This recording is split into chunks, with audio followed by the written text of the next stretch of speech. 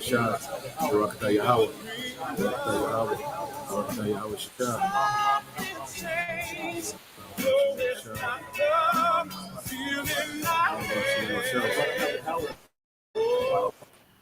Barakatah Yahweh Shah, Barakatah Yahweh, Barakatah Yahweh, Barakatah Yahweh Shah. Because the scriptures say 2/3 are going to be cut off and die, right? So the third part that's going to be left, how is the 2/3 going to come back? The 2/3 are going to come back through the 1/3. The 1/3 that make it out of here, out of this destruction, from being here in Babylon, and the ones that are scattered throughout the rest of the four corners of the earth that the angels pick up and take in the chariots. When we come back down to this earth after the destruction, the ones that die are going to be bred back by the ones that make it. 2/3 are going to be cut off and die, but they're going to come back in the kingdom as the children of the 1/3. They're going to come back and they're going to get it right this time. And this side right here, they're going to have to be sacrificed. It shall come to pass that in all the land, saith the Lord, 2 parts therein shall be cut off and die, but the third shall be left therein. And I will bring the third part through the fire, and will refine them as silver is refined, and will try them as gold is tried. They shall call on my name, and I will hear them. I will say, it is my people, and they shall say, the Lord is my God. Isaiah 60 and 21 and 22, points in 22. Thy people also shall be all righteous. They shall inherit the land forever. The branch of my planting, the work of my hands, that I may be glorified. A little one shall become 1,000, and a small one a strong nation. I, the Lord, will hasten it in his time. So this is talking about when we're set up in the kingdom, a little one shall become 1,000, and a small one a strong nation. That's talking about the men of Israel. We're going to have so many children. One man is going to have 1,000 children. And then another man is going to have so many children. It's going to be like a strong nation. And it's just going to be his children. And each man, we're going to multiply like that. We're going to have children upon children. But like I said, the Lord is going to restore us. He's going to restore us in the kingdom. We're going to get that ancient world stature and strength. We're going to get all that back.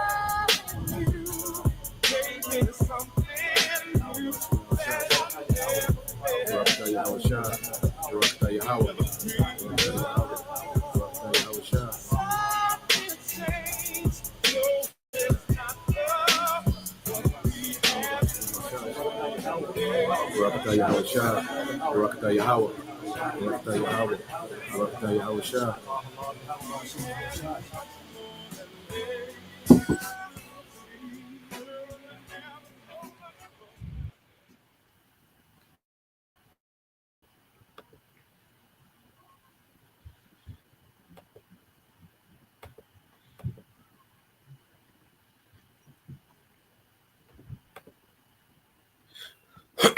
All right, Shalom. First and foremost, I would like to give all praise, honor, and glory unto Yahweh, Bahashem, Yahweh Shai, Bahashem, Kapadash. Double honors unto the apostles and the elders of GMS who rule well, teach well, being great examples to us younger brothers, and peace and blessings and salutation to the hopeful lake out there pushing his word and truth and in sincerity across the four winds. In the name of Yahweh Bashim Yahweh Shai, pushing to get up out of here. Shalom to the hopeful lake, the believers, the listeners who have came back to the obedience of the scriptures to faith in Yahweh Bashim Yahweh Shai. All right, and just a continuation, the book of 2nd Kings. And we made to the 23rd chapter, and we're still, in the era of Josiah. All right, as we stated, the last chapter, this will be the last, righteous, king of Judah, before Judah, slips all the way into wickedness, and goes in captivity to the Babylonians, and what we're going to see in 2nd Kings, the 23rd chapter, is a reform, like never before, because, the kings before, Josiah, they were considered, pleasing to the Lord of the southern kingdom. They will partially do right, and they left a lot of, pagan, altars and, shrines and, statues, they left them up, but we're going to see Josiah clean house. And this chapter reminds me of being, born again in Yahweh Shai, which we will get into that topic as well. Okay. But we're going to see a true, spiritual reform, under Josiah. Okay. Which we know. All right. Josiah. All right. Which when you uh go into his name, it goes into, the Lord's healing. Okay. So when you let's start here. Okay, Second Kings.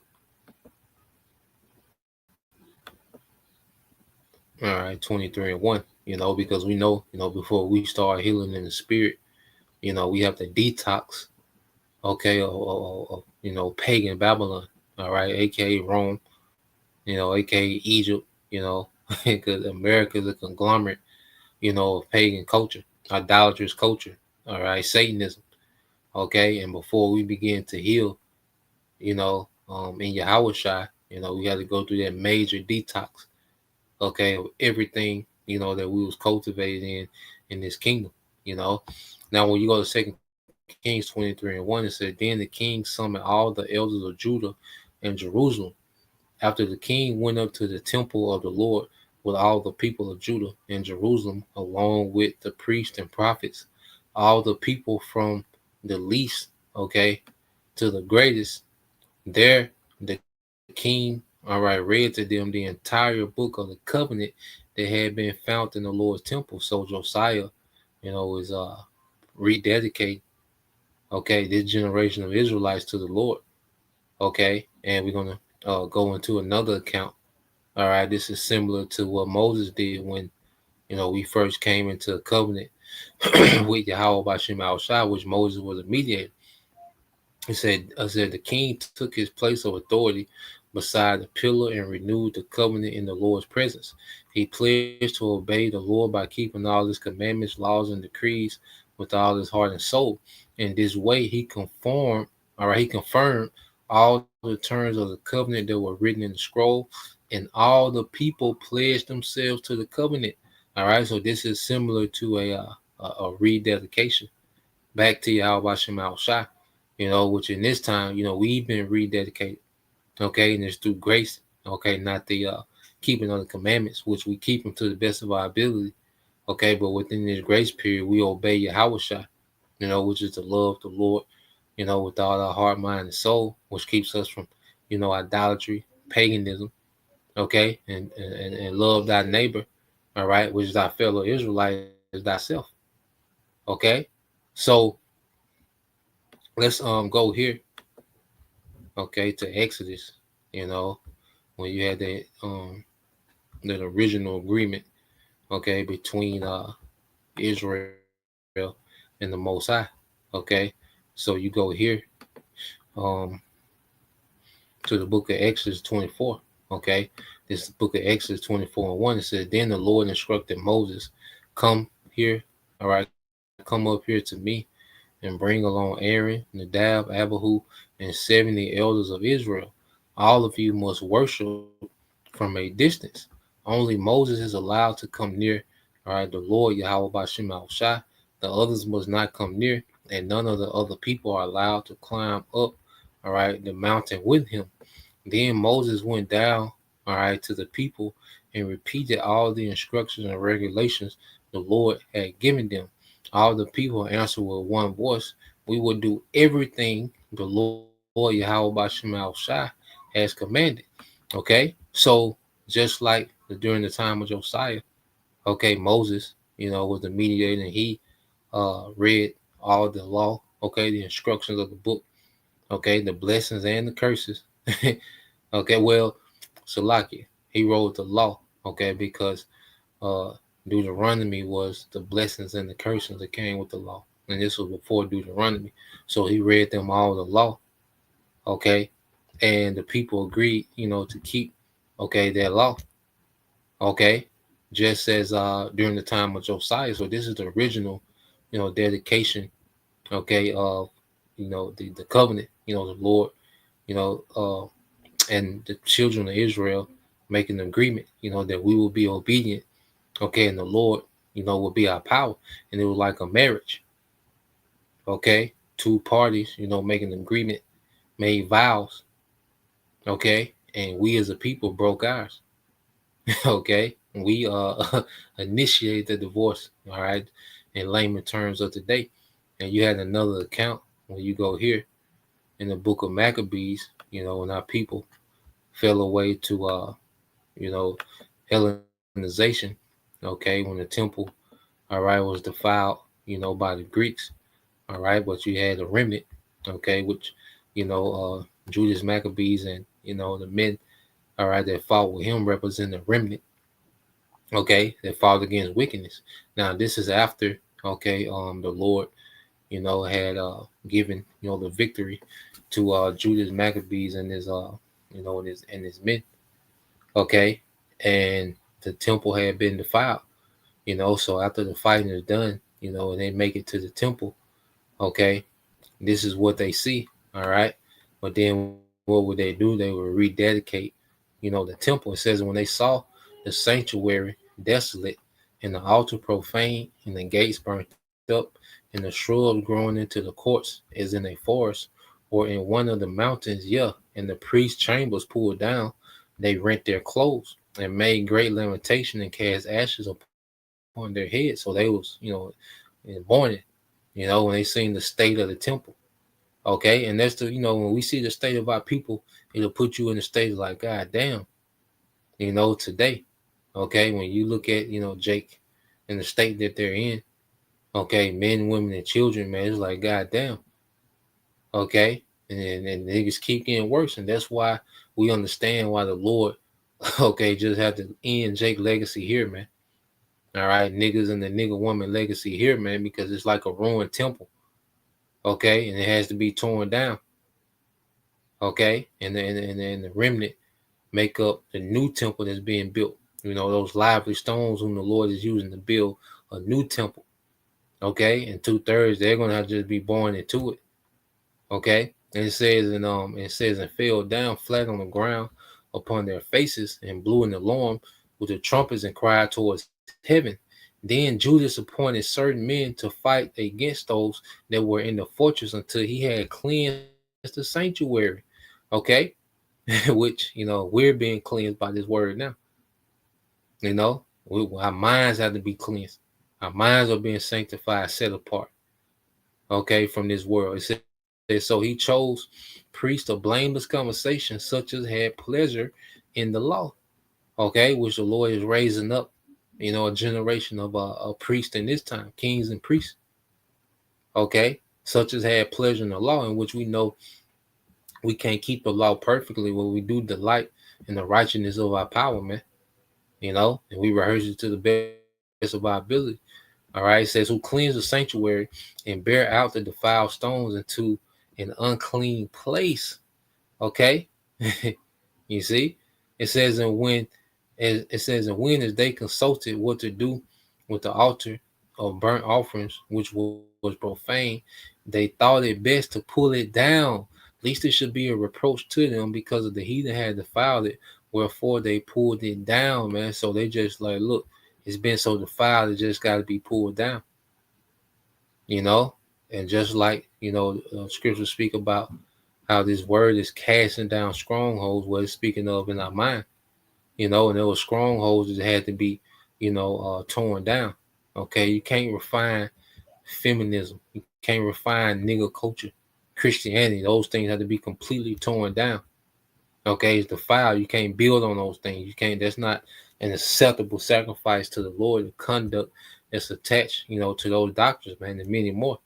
Okay, he says, and laid up the stones in the mountains of the temple in the covenant place, in the convenient place, until there should come a prophet to show, all right, what should be done with them.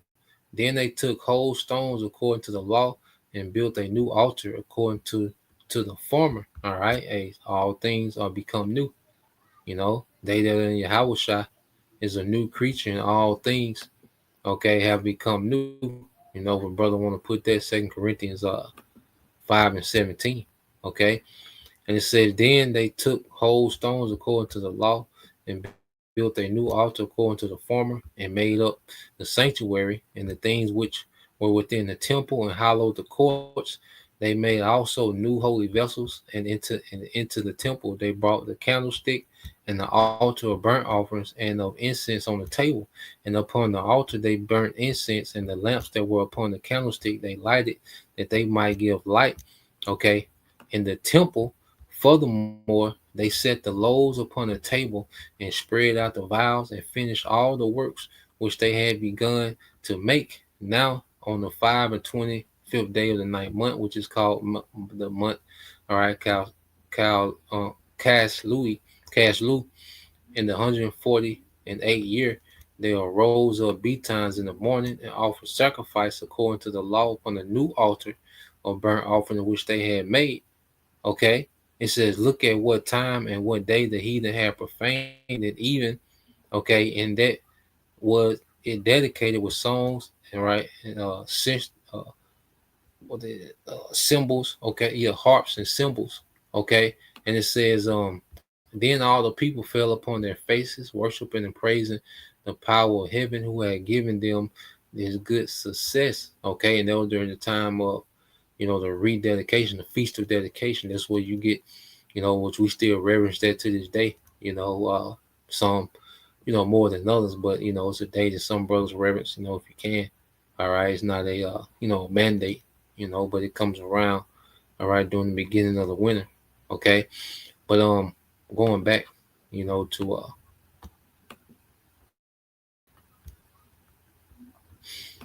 to the book of Second Kings. All right. I think Mr. Brother got that for me. All right, go back to Second Kings 23. Okay. Let's go here real quick. The brother got it. Uh get this. Oh, this the brother Gashan 72. 2 Corinthians 5 and 17. It said, therefore, if any man be in Hamashiach, he is a new creature. Old things are passed away. Behold, all things are become new. Okay. So just as we seen with Josiah, okay, he's beginning to rededicate, okay, that generation to the Lord. Okay. We seen during the time of Maccabees, they had to get rid of a lot of those vessels and things that were defiled, and they had to just go back new. Okay, they didn't try to salvage. Okay, those things that were defiled, they just went back new. And this in the spirit, this represents us. Getting rid of all the filth. Okay, that was cultivated in us in this society, and going back new with the righteousness of the Lord. Rededicating ourselves, man. Okay, and this another one the brother got. 1 Corinthians 3 and 17 says, if any man defile the temple of the Most High, him shall the Most High destroy. For the temple of the Most High is holy, which temple ye are. So we're the Lord's temple. Okay, and that's why there's an expectation that we have, understanding that the Spirit of the Lord dwells in us. Okay, and this is why we keep ourselves, as separate as possible, from this world and the defilement of it. We're in the midst of it. Okay, but being joined to this world, knowing that the Lord is using our vessels, to house His presence, His Spirit. Okay, so we are not our own. Okay, as it says in Corinthians as well. So let's get back to this. To why for that precept.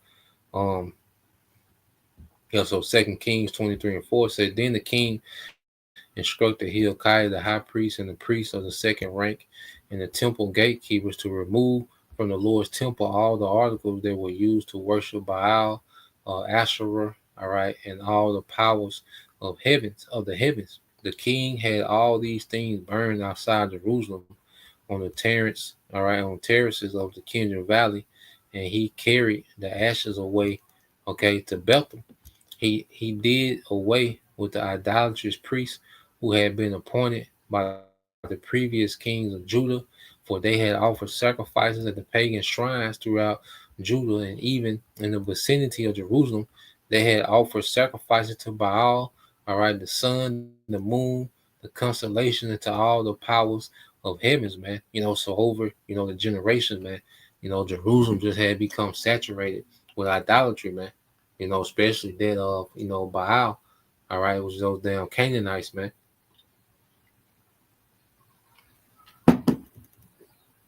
So you keep reading, said the king removed, all right, the astral pole from the Lord's temple and took it outside Jerusalem to the Kindred Valley where he burnt it.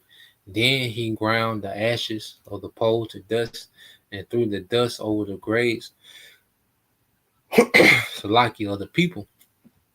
He also tore down the living quarters of the male and female shrine prostitutes that were inside the temple of the Lord, where the woman, all right, wove coverings, all right, where the women wove coverings for the Asherah pole, which, the Asherah pole goes into basically the queen of heaven, so this ain't nothing new. All right, the woman, especially, they of Judah or the southern tribes, heavy into the queen of heaven, even in Jeremiah. All right, there was a major problem during the time of Jeremiah to the women. They was telling Jeremiah pretty much, we're not gonna listen to nothing the Lord says. We're gonna keep doing what we're doing. All right, baking cakes to the queen of heaven. Okay, they became extremely rebellious. So you go here, real quick, just to go into those male and female, all right, shrine prostitutes, man. Okay, because you had, two different types of harlots in the Bible. Those harlots that King Solomon, judged between. Okay, those wasn't shrine prostitutes. Now, being a prostitute was a shameful thing, and it wasn't the ideal, situation for an Israelite woman, but it would happen. Okay, and there was a difference between, a prostitute, that was her, that was her income, all right, to make a living off of, and the one that was a shrine prostitute. Okay, because you go into it, in the Bible, it says a shrine prostitute, also called a temple prostitute, was a person, male or female, who engaged in sexual acts as part of a pagan religious rituals, often in a near temples, in or near temple dedicated to false gods like Baal, Asherah, or other Canaanite deities, man. Okay, which Esau comes in the spirit. Okay, these Canaanite deities, man.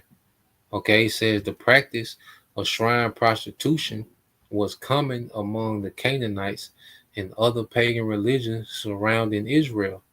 It involved a ritual sex. It says it involved ritual sex acts. All right, meant to invoke fertility or favor from the gods. This was directly opposed to the worship of Yahweh, the power of Israel, who condemned such practice as idolatrous and immoral.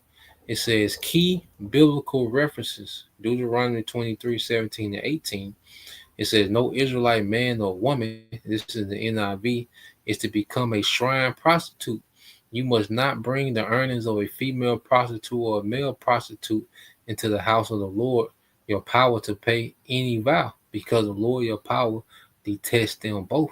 Okay, and these shrine prostitutes, okay, they was in the temple, you had the orgies, you had, homosexuality, you had, it's just freakism, man. Okay, and you look at the all right, when you go here, and Jake was into that, because it will put them in favor, with the heathens. Jake was able to strike, certain trade deals, and have particular things going on with the heathens, and then Jake will get to participate, okay, in these orgies, and just random sex, and women having trains ran on. That was a common thing in Babylon. As a woman, those were rite of passage. To go to the temple, okay, and have a train ran on you. Just random men. You know, that was a normal thing. Okay, when you go into the Church of Babylon, that was a normal thing. Okay, so when you go here, it says cultural and religious significance. It says these acts were not simply sexual; they were ritualistic, believed to bring blessings and fertility for crops, livestock, and people. They were often sanctioned, and embedded in religious systems hostile to Israel's power. This is why such practices are frequently condemned in the Old Testament. They blended idolatry, sexual immorality, and corrupted Israel's worship, man. Okay? And when you go down, I asked it, could Hollywood, okay, be compared to a Babylonian church? Okay, because we have to understand these Beyoncé's and Sexy Reds and Sierras and all these, women, okay, of the music entertainment, the Hollywood, Gabriel Union, where these all be likened to temple harlots, okay, and what they do, they influence men, okay, in the way of idolatry, all right, because to appease, because the masses of the women imitate those women, okay, and in order to appease those women, well, you have to, okay, come under the influence of those different deities, okay, to appeal to certain women. You have to be a certain type of way as a man, okay, which that's what those temple harlots would do, would be convince you, okay, in the ways of those other gods, all right, King Solomon, even his women, okay, they brought that, and he's going to go into that when we keep going into the book of Second Kings, okay. It says, what is a Babylonian church? It says, in biblical symbolism, Babylon is often used as a representation of spiritual corruption, idolatry, moral decadence, obsession to the most opposition to the most high truth. For example, in Revelation 17 and 18, Babylon is portrayed as a symbolic figure, which it's America, man. Okay, now America is Babylon and great. Okay, and it's one big Babylonian church, man. Especially in Hollywood is the the priesthood. Okay, and where you have a lot of celebrities and their lower level witches and warlocks. It's often interpreted as a corrupt religious or cultural system drunk with immorality and the blood of the saints, the Israelites. Okay, it says a great prostitute who sits on many waters. With her, kings of the earth, is Revelation 17, 1 and 2. They said kings of the earth committed adultery, and the inhabitants of the earth were intoxicated with the wine of her adulteries, man, because you would go into those temples, okay, and it would just be wine, women and just freakism. Okay, and America is likened to a shrine prostitute, a temple harlot, okay, that influences, because you go into that temple, man, it was like going into a whole nother, realm. It was going down. And Jake, you see, Jake, took their freak ass in there and it was no turning back. Okay. You see, and Jake was just hooked onto, idolatry, man, because, that do as I will. Okay. And it says Hollywood is a cultural powerhouse. It says Hollywood is a global center of entertainment, shaping worldviews through film and TV, celebrity influence, fashion and beauty standards, cultural narratives about sexuality, morality, identity, and religion. Okay, because most people are imitating what? Hollywood. Okay, whatever, you look at how most people are, where they're imitating things that they seen, all right, on movies. That's why this world is very synthetic, it's not natural, because everyone's playing some type of character that they've seen, all right, on movies or TV shows, or through music videos. Okay, it's a very synthetic society, man. And it says some critics, especially from conservative or religious perspective, argue that Hollywood promotes moral moral relativism or decadence, hypersexualization, materialism and fame, and anti-Messiah or post, all right, Messiah values, man.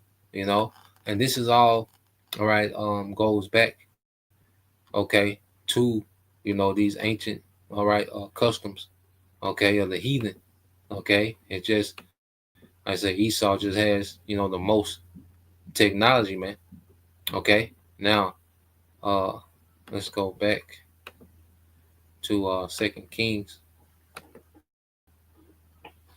All right, this is the book of Second Kings 23. and 7, it says, I started at 8. It said Josiah brought to Jerusalem all the priests who were living in the other towns of Judah. He also defiled the pagan shrines where they had offered sacrifices all the way from Gabah to Beersheba. He destroyed the shrines at the entrance to the gate of Joshua, the governor of Jerusalem. This gate was located to the left of the city gate as one, okay, as one entered the city. It says the priests who served at the pagan shrines were not allowed to serve at the Lord's altar in Jerusalem, but they were allowed to eat unleavened bread, all right, with the other priests. Then the king defiled the altar of Tophah, all right, in the valley of Ben Hinnom, okay, so no one could ever, okay, again use it to sacrifice a son or daughter in the fire as an offering to Molech. And when you go into Ben Hinnom, all right, which is, there was a place when you go, let's go here, all right, well, Jake will offer, their children to Molech, all right, and the valley, okay, because you had, let me see, yeah, you go Hinnom, okay, which in the Hebrew, all right, is Hanam, okay, which means lamentation, okay. Now, when you go into, all right, the Strong's, okay, wailing. Now it says, from cries of children, okay, from cries of children, and you remember when you Howard shot and when you go down, okay, later, you know, it was translated to Gehenna, okay, and when you get into the word hell, okay, in the New Testament, well, one of the words is Gehenna, okay, which just goes back, to the valley of Hinnom, okay, where Jake, would sacrifice, okay, their children to Molech, you know, and you also have, animal corpse will be thrown down there, all right, and then, where the fire, how Shah said, where the fire is not quenched, and he was speaking of the nuclear destruction and the fire of the chariots that was coming upon this generation, and he likened it to Hinnom, a place where, they would have those inhumane sacrifices of those children. And that's why I say what weeping and gnashing of teeth. Okay, because you can imagine the pain that those children were going through, that weeping and gnashing of teeth because of their pain. Okay, so you get Isaiah 66:24. Okay, which we went, brothers that went deep into this topic, debunking hell. But when you read it, okay, Isaiah 66:24 says, and they shall go forth and look upon the carcass of the man that have transgressed against me, for their worm shall, for there the worm shall not die. Okay, and it was likening the judgment that was to come in this time of the nukes and the fire from the chariot to the valley of Hinnom. Okay, because some animals wouldn't make it down to the fire, and you will have maggots and worms, okay, that will eat, those animals. Okay. And then it's saying that so you always had worms, okay, in that area. All right. It would mean that the worms were immortal. It was just there was worms, always there. Okay, that will eat those carcasses that didn't make it into the fire. It said, neither shall their fire be quenched, and they shall be an abhorrent unto all flesh, man. Okay, so Yahweh Shah was likening the judgment, okay, of this time that's to come with fire to what was going on in the valley of Hinnom. Okay, it wasn't talking about a place, on the ground where you burn, for hell forever. Okay, and Satan, okay, is poking you with a pitchfork. All right, laughing. You see, it had nothing to do with that.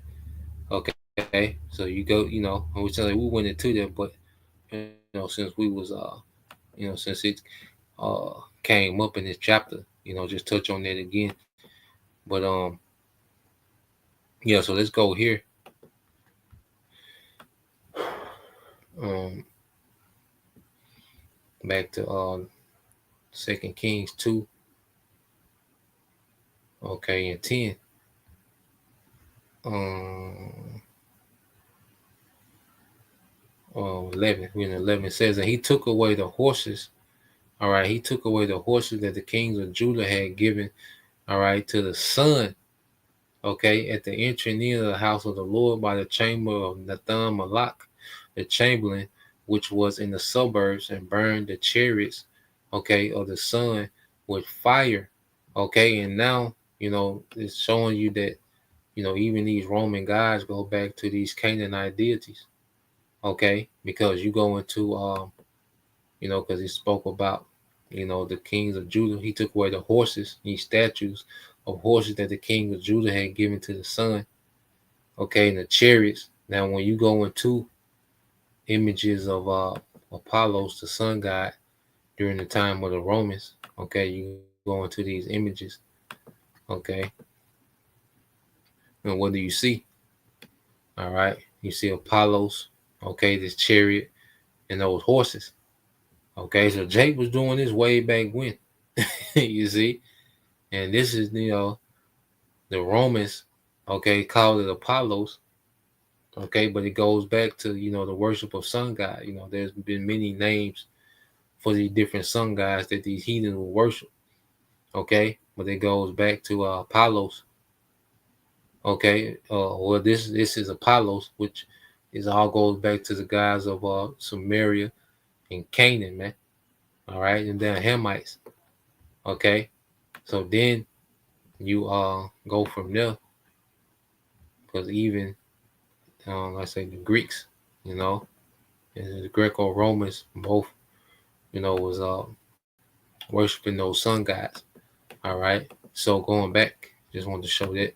But going back to Second Kings 23 and 12, it says, "In the altars that were on the top of the upper chamber of Ahaz, which the kings of Judah had made, and the altars which Manasseh had made in the two courts of the house of the Lord, did the king beat down and break them down from thence, and cast the dust of them in the brook of Kindred. And the high places that were before Jerusalem, which were on the right hand of the mount, all right, of corruption, which Solomon, the king of Israel, had built it to Ashtaroth, the abomination of the Zidonians, and for Chemosh, the abomination of the Moabites, and for Milcom, the abomination of the children of Ammon, did the king defile." So those high places and altars, and the King Solomon built, they was never torn down until Josiah. So they had been there generations, man. Going, this is probably 250 years maybe after Solomon, 250 give or take, years after King Solomon, man. You see? So Josiah is coming through and just clean the house, man.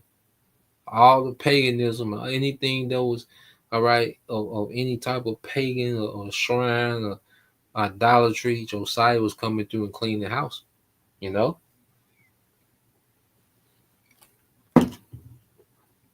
And that's how we have to be, with ourselves, man. Constantly reevaluating, and and seeing what we can get rid of, man.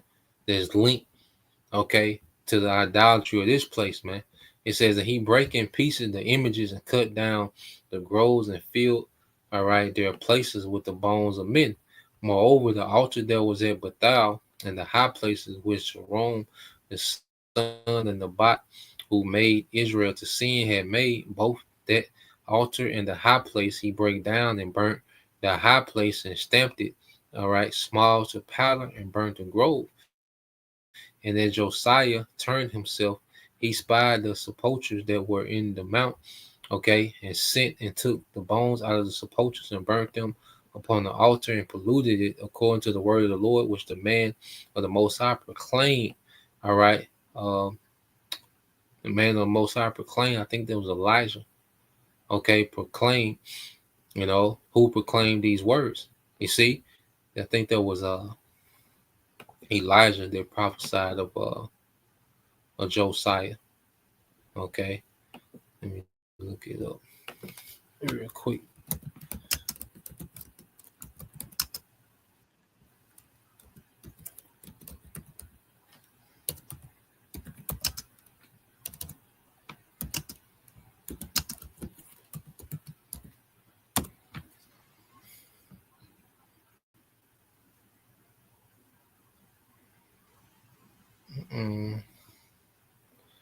Okay.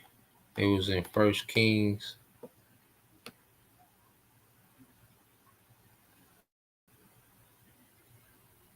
Yep, so it's in First Kings 13:1. Okay, it doesn't give the name of the prophet. Okay, but it's First Kings 13:1. Okay, so it's way back. Okay. So this First Kings 13:1, it says, and behold, there came a man, or rather most high of Judah, by the words of the Lord unto Bethel, and Jeroboam stood by the altar to burn incense. And he cried against the altar in the word of the Lord and said, O altar, altar, thus said the Lord Yahweh Bashim Shah, behold, a child shall be born into the house of David, Josiah by name. Okay? And upon thee shall he offer, all right, the priests, all right, of the high places that burn incense upon them, and men's bones shall be burnt, okay, upon thee. Okay? So Josiah and what he was going to do, was prophesied during the time of Jeroboam, and that was when the kingdom first split. So like I said, it's like over 250 years before Josiah. He was prophesied to come do, what he came to do. You know, so like I'm saying, that's the spirit of the prophets today, man. And you see that spirit beginning, with the apostle and elders of GMS, man. That spirit of just cleaning house, man. Tearing down all things that oppose himself to the Most High, man. Okay, within us. Okay, he's doing it to a physical temple. Okay, but now we're the temple. And these strongholds and these customs and anything attached to paganism is being torn down, man. All right, it says verse 17. It says 2 Kings 23:17. Then he said, "What title is that I see?" And the men of the city told him, "It is the sepulchre of the man of the Most High, which came from Judah, and proclaimed these things that thou hast done against the altar of Bethel." And he said, "Let him alone. Let no man move his bones." So they let his bones alone with the bones of the prophet that came out of Samaria, and all the houses also of the high places that were in the cities of Samaria, which the kings of Israel had made to provoke, all right, the Lord to anger. Josiah took away and did to them according to all the acts that he had done in Bethel. And he slew all the priests of the high places that were there upon the altars, and burnt men's bones upon them, and returned to Jerusalem. Okay? It says, in the king, so hey, Josiah cleared house, man. And the king commanded all the people, saying, "Keep the Passover unto the Lord your power, as it is written in the book of this covenant." Surely there was not holding such a Passover from the days of the judges that judged Israel, nor in all the days of the kings of Israel, nor of the kings of Judah. But in the 18th year of King Josiah, wherein the Passover was holding to the Lord in Jerusalem, moreover, the workers with familiar spirits, and the wizards, and the images, and the idols, and the abominations that were spied, all right, in the land, okay, of Judah and in Jerusalem, did Josiah put away, that he might perform the words of the law, which were written in the book of Hilkiah, the priest, found in the house of the Lord Yahweh Bashim Shah. And like unto him there was, and like unto him was there no king before him that turned to the Lord with all his heart and with all his soul and all his might, according to all of Moses, all right, all the law of Moses. Neither after him arose there any like him. Okay, and he would be the last, good king of Judah. Okay, before the collapse. All right, it says, notwithstanding, the Lord turned not from the fierceness, of his great wrath. So even though Josiah, did their great reform, the Lord already had it in motion. All right, that he was going to, because you look at all Josiah had to do, man. It was just decades and generations of just constantly infusing, paganism, amongst Israel, man, amongst the southern kingdom. Okay, the Lord was pissed, man. So he will have, mercy on Josiah, okay, or the nation, okay, the southern kingdom, man, they was gonna be punished. Okay, you best believe he allowed them wicked spirits and wicked Israelites to come back during the time of the Babylonian invasion, man. Okay, it says, notwithstanding, the Lord turned not from the fierceness of his great wrath, wherewith his anger was kindled against Judah, because of all provocation that Manasseh had provoked, all right, him withal. And the Lord said, I will remove Judah also out of my sight, as I have removed Israel, and will cast this city of Jerusalem, which I have chosen, and the house of which I said my name, all right, shall be there. Okay, so it's already set in stone. So now it's just a matter of time to build up to that. It says, now the rest of the acts of Josiah and all that he did, are they not written in the book of Chronicles of Kings of Judah? In his days, Pharaoh Necho, king of Egypt, went up, okay, against the king of Assyria to the river Euphrates, and the king Josiah went against him, and he slew him in Megiddo when he had seen him. Okay, so that was, Josiah's fate. He died in war. Okay, and it says, and his servants carried him in a chariot, dead from Megiddo, and brought him to Jerusalem, and buried him in his own sepulchre. And the people of the land took Jehoaz, the son of Josiah, and anointed him, and made him king in his father's stead. Jehoaz was 20 and 3 years old when he began to reign, and he reigned 3 months in Jerusalem. And his mother's name was Hamutal, the daughter of Jeremiah of Libnah. And he did that which was evil in the sight of the Lord, according to all his father had done. All right. So now, hey, the generation is back.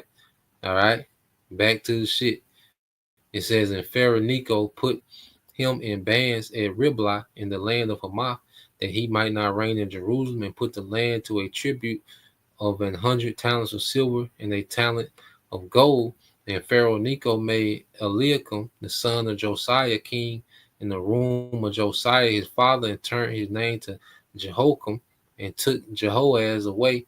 And he came to Egypt and died there. So he took, he put a puppet king in Israel. So now you're seeing, Egypt, pretty much has Judah, on the tributary. Okay, so Judah's sovereignty, okay, the southern tribe sovereignty is dwindling. Okay, and it says, and Joachim gave the silver and gold to Pharaoh, but he taxed the land to give the money according to the commandment of Pharaoh. So he had to tax, the citizens of Israel to pay that tribute. He exacted the silver and gold of the people of the land of everyone according to his taxation to give unto Pharaoh Necho. Jehoiakim was 25 years old when he began to reign, and he reigned 11 years in Jerusalem. And his mother's name was Zebudah, the daughter of Pedaiah of Ramah. And he did that which was evil in the sight of the Lord, according to all right, that his fathers had done. Okay, so now we're gonna see a downhill spiral from here. But Josiah, he did a great reform. He did a mighty cleansing in the temple. Okay, and like you said, the Lord, would bring, the Babylonians during his time. Okay, but now we're in the time as Josiah is off the scene. Okay, that the Lord's getting ready to bring that hammer. Okay, but this, like I say, Josiah, was a let's go here. His story, was that of a complete, renewal. Okay, that's why we go here in the book of uh Ephesians 4:21. It says, if so be that you have heard him, which is Yahushua, and have been taught by him, as the truth is in Yahushua, that ye put off concerning the former conversation the old man, which is corrupt according to the deceitful lust. Okay, and be renewed in the spirit of your mind, and that ye put on the new man, which is after the Most High, is created in righteousness and true holiness, man. And this is what we begun to do, as we learned of Yahushua. We began to detox, okay, from Babylon, okay, and we begin to be restored in righteousness, okay, to Yahweh Bashim Shai, you know. So that's the point, just wanted to get into that, Lord will, you brothers, all right, and you sisters edified once again. Want to give all praise and glory unto Yahweh Bahashem, Yahweh Shai, Bahashem Kakadash, and double honors unto the apostles and the elders of GMS who rule well, teach well, being great example to us younger brothers. And peace and blessings, salutations, hopefully, shalom.